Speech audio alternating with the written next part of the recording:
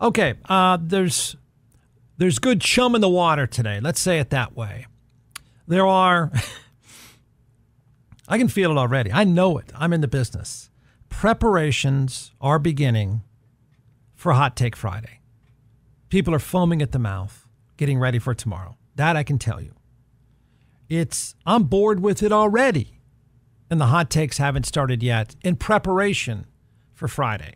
I want to talk about how restaurants, this is a Nobel Prize, how restaurants have tricked us into eating too much. No wonder we're fat.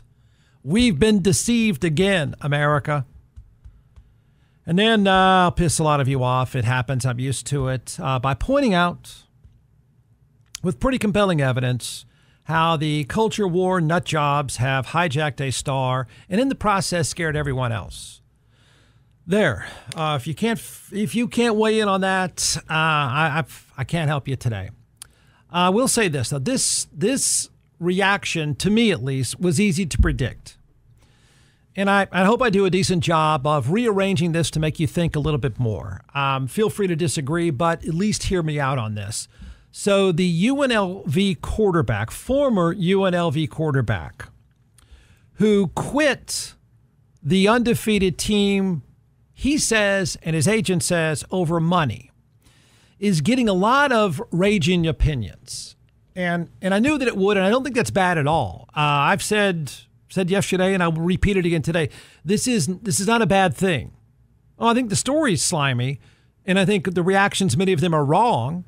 But I think the fact that the story is a giant story and people weighing in on it is good. The industry of college sports needed this. It needed to be mocked. It needed to be made fun of. It needed the curtain to be pulled back. And I don't know where this goes, but I think that needed to happen. So I'm cool with that. I'm just not cool with a lot of your reactions, a lot of what I hear, what I read. It seems like the most common hot take is this. This is a guy, in case you don't know the story, transferred to UNLV from Holy Cross. And he played 3 games. They're undefeated. They're ranked for the first time, I assume, in decades. And 3 games in, he went to Twitter and quit on a Tuesday.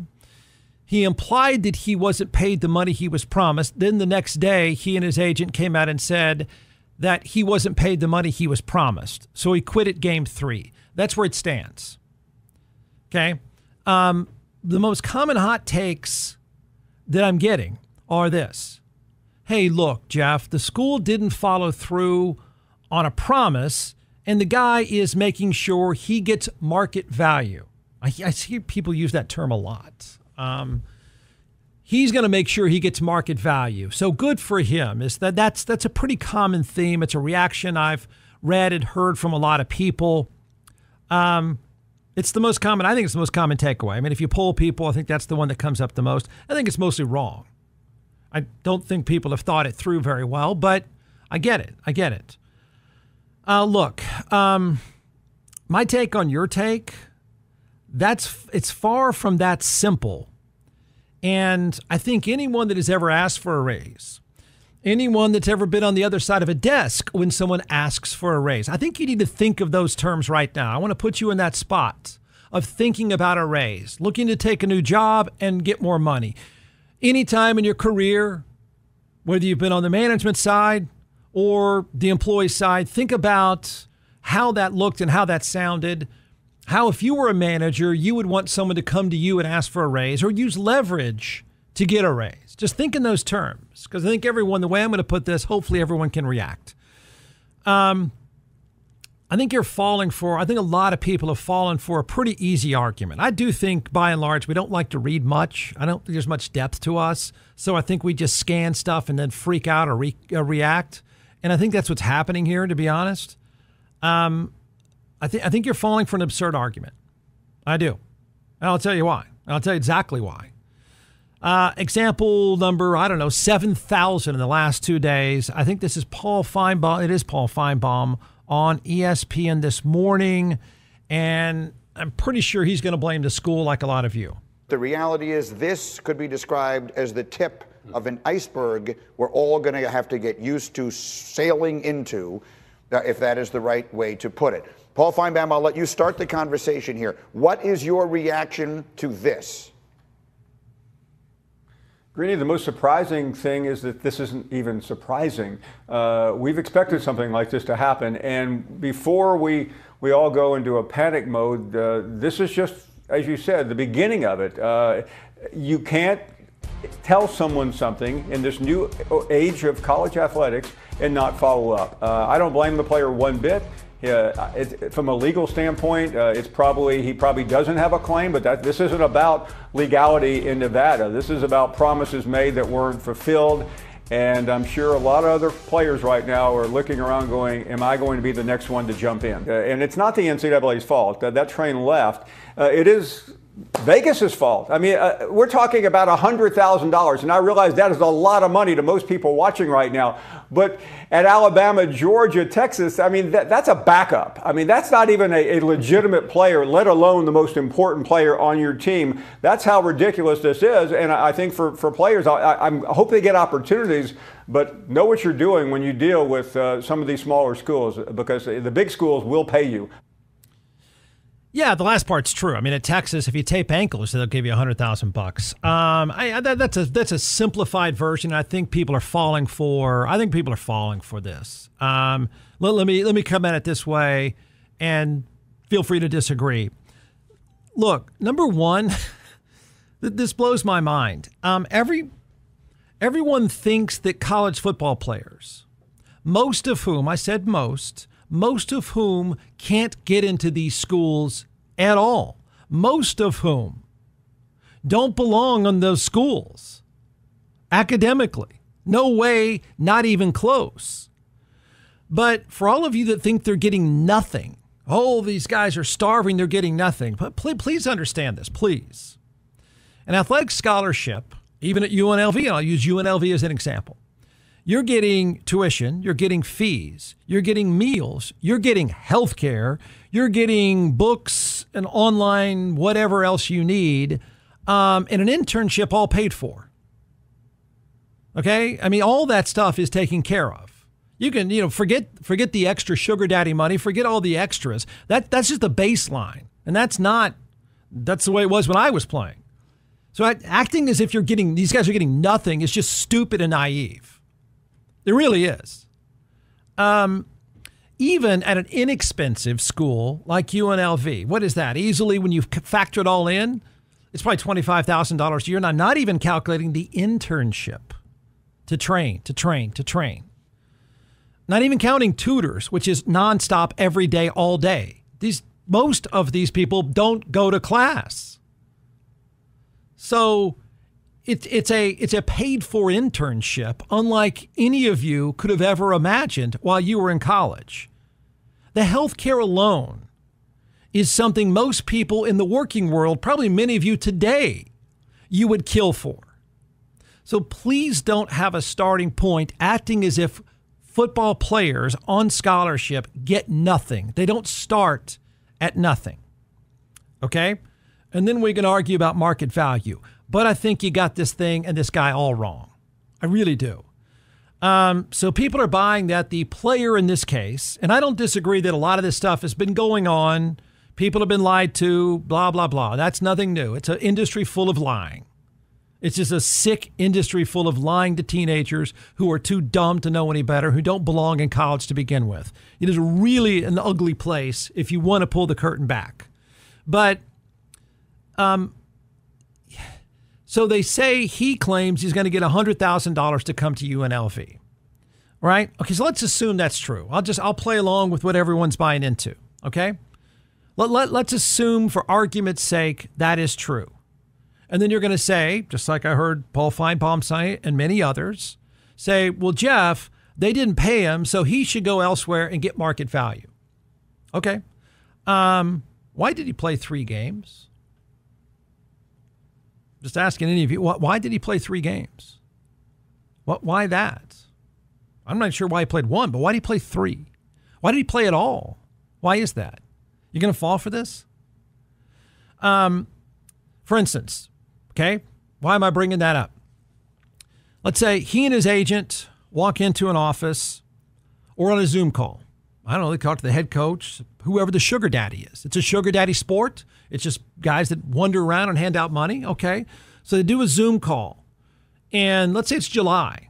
I have no idea when the money was promised to him, but let's just assume it's July. It's late in the summer, close to the start of training camp. And they say, he and his agent, there they are on Zoom. And they say, hey, Mr. Sugar Daddy, you promised $100,000. So we've not seen the money. Again, fair point. If you're promised $100,000, any one of you that have been stiffed, and we all have, you'd bring it up. Hey, look, Sugar Daddy, we don't have any other money. You promised $100,000. We haven't seen the money. And then I think most of you would say, and I bet him and his agent too, would say, if this is really what happened, would say, all right, look, we have to be paid by July 30th. I'm making this up, but we have to be paid by July 30th or I'm going elsewhere. That's what you would do. That's exactly what you would do if you're that moved by getting stiffed. If you're that upset about somebody not paying you $100,000, you wouldn't tolerate it. Your agent wouldn't let you tolerate it, even if you're naive enough to go for it. So, okay, so you want to, hey man, I don't want to leave. I want to make this work. Okay. So you tell him, pay me by July 30th or I'm out. Okay. Why not say that? Why wouldn't that have been tried? So let's say it's now August. It's August 1st. And just before the start of training camp. And he and his agent walk into an office or get back on the Zoom call with whoever they need to be on the Zoom call. And they say, let's say they add the head coach, the AD. I don't know who all they want to add to the sugar daddy setup. I don't know. And say, hey, look, you promised $100,000.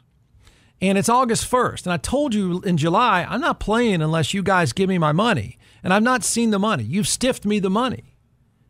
And if I'm not paid by August 31st, which is 6 days before our first game, if I'm not paid by then, I'm going elsewhere. That is exactly what any of you would do. That is the card you would play. You would have given it 60 days to get your money. You know you have a year left to go anywhere you want. You see where I'm going? You fell for it. You've fallen for it. Why do you think he played 3 games? So you tell him, look, coach, sugar daddy, you guys said $100,000. I don't see the $100,000. And I'm sorry, I'm not playing unless I get my money. Training camp start next week. I'm not going to go through training camp without the money. This is the deal we had. I'm going to have to go elsewhere. Okay, so you'd repeat that exercise up until, the first game if you wanted to. It's a week before the first game. You could repeat the entire exercise. That was exactly what any of you would do if you really wanted to hang around, if you really wanted to stay there and make the money, and you really wanted to say to your agent, man, I don't want to move. Let's get him to pay the money. And let's just say they've stiffed you. Why would you play 3 games? What do you think he's doing? You got to be kidding me. You say, Coach, it's Tuesday. You guys promised me $100,000. I'm not going to play. You see, that's a holdout. That's what CeeDee Lamb does. You don't show up and play 2 quarters and then leave. Nobody operates that way. So anyone saying today, anyone going, well, Jeff, it's a holdout. He didn't hold out. He played. He showed up. If you were really going to hold out and you really wanted leverage, you would have said, like any one of you would do this. You wouldn't keep hanging around if they really stiffed you.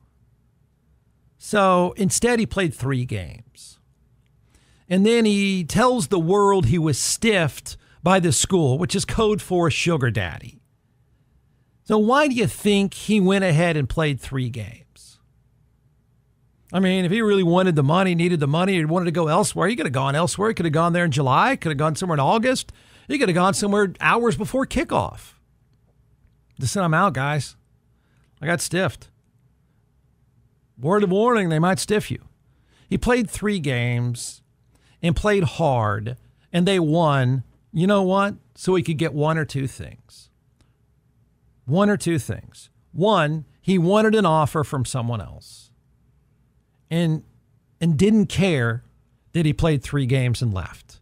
He's looking for an offer. He played his ass off. He did. I wasn't a guy holding out. Holdouts don't show up. It's not the way it works. He played 3. He played hard. They won. Message sent. He might as well have been running around the field with a hire me sign, because that's exactly what it was. So that's one. He wanted an offer. Or 2, he played really well in those games. And somewhere in that period, he said, screw this place, I'll take their money, and he got an offer. Because the rest of it doesn't make sense, and people are falling for it. I'm not saying it sucks to get stiff. I'm not saying, they may not have been good for the money. You don't play 3 games, and you don't play hard, and you don't win unless you're looking for something else. Now, I'll go on to say, in either case, I'm not sure which one of those, and I don't know that for certain. I'm arguing against many of the points that I hear because they don't just add up. No one would operate that way. You really wouldn't. You wouldn't even risk it. You wouldn't risk getting hurt. She said, I'm going to go somewhere else. I knew some other schools wanted me, and man, I don't want to go out there and play and get hurt. You guys aren't even paying me. No agent would recommend you do that unless you're trying to get hired elsewhere. Okay? And I'll say this, in either case, he handled it horribly. I think it's a horrible way to handle it. Nobody handles a holdout like that. Not true at all. He screwed over his teammates. You can say it's all about the money. It's only about the money. Why did you show up 3 games and bail? That screwed them over. Absolutely, it screwed them over. He's not some backup left tackle that didn't see any action. He was a starting quarterback, and he was playing hard and playing with them with a for sale sign on his head the entire time. So he lived a lie. They all live a lie. This idea that people have that somehow these guys are so wronged by everybody. Where are you coming up with this? I'm not saying the schools are pure. I'm certainly not saying the coaches are pure. But stop pretending these guys' agents are pure. You got to be kidding me. He lived a lie, I think. He did not hold out. He bailed on them. It's a jerk move. And if I were the other school that he's going to show up somewhere, and I don't think they operate this way because I don't think they have any ethics, but I wouldn't want any part of that guy. I really wouldn't. I mean, that's your quarterback. I wouldn't want any part of that guy. I don't think he went. I don't think he did those 3 games by accident at all. He's a lot like the industry he's in. So don't pretend he's some innocent, naive kid wronged by the man. They're all getting paid, and they're getting a chance to go to school, and very few of them belong there. Stop it. I wouldn't want any part of him. I don't believe his story, by the way. I just don't. But even if you do, can you argue what I just laid out is the right way to handle it if you've been stiffed?